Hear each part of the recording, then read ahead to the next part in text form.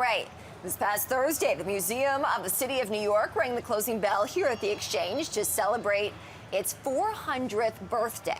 Ashley Mastronardi sat down with the museum's Chief Development Officer, Zoe Costanzo, to learn about the significance of the celebration. Let's take a listen. It's been here for over 100 years, and we celebrate the past, present, and future of New York City through history, art, popular culture, and civic life. This year, more than 250,000 visitors will come through our doors. That includes 35,000 students, teachers, and families who will experience our exhibitions, our community programs, and our educational initiatives. This year has been an extra exciting one for us, 400 years, 400th birthday. And we have been working with New York City tourism and conventions, the mayor's office, more than 30 corporate partners, and a whole host of organizations to really run a suite of programs and festivals to celebrate all that makes New York City, New York. You have an exhibit up now, New York at its core, that celebrates New York City's 400th birthday. Can you talk about what visitors can expect to see when they visit? I actually tell visitors when they come that the first thing they should do is see New York at its core. It is the city's largest interactive timeline and immerses you in a journey through 400 years of New York City history, culture, and civic life.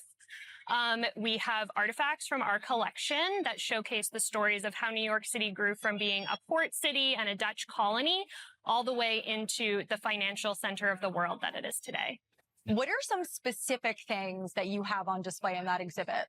We have so many cool objects in this exhibition. We have a portrait of Alexander Hamilton. We have an original model of the Statue of Liberty. We have a pair of shoes from the Gilded Age, a ballot box from the 1800s, a sketchbook of some graffiti from the 20th century, so much. What do you think makes New York so special, and why is it so important to preserve its history?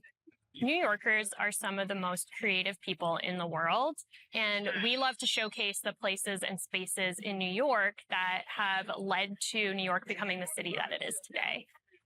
Right now, for example, if you come to the museum, you can see an exhibition on the history of social dance called Urban Stomp. It's 200 years of the way that dance has been formed and has formed communities. Songs of New York, which looks at 100 years of songs about and made in the city.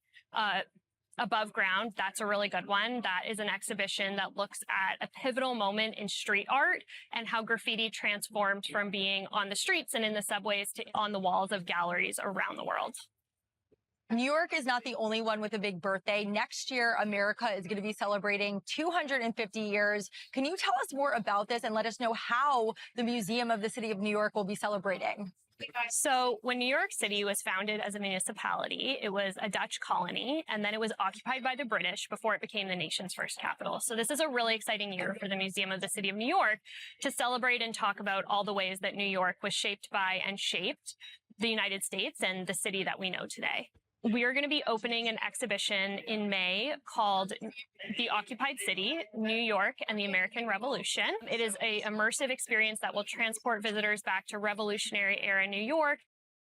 All right, thanks again to the museum's Chief Development Officer for that interview. I do want to bring in our Ashley Mastronardi for more as she sat down with her. Ashley, that was a great interview.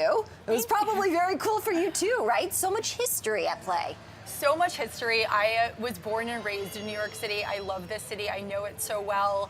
And the museum's mission is so important. They want to preserve the history of New York City. They were founded in 1923. They're now on the Upper East Side of Manhattan. And this exhibit, New York at its core, will be there. You know, it's a permanent exhibit. They may swap things out, but you can, go check out more on their website. It'll be amazing. And I know it's not the only birthday, in fact, New York City that's in store. We have another big birthday next year too. I know you and I will be covering that one. What more can you share? America will be turning 250 years old from its founding in 1776. That is 250 years. And we just celebrated Singapore's 60th anniversary. Yeah, I know. So a lot of celebrations to go around here on NYSC TV Live and, of course, our content throughout the day.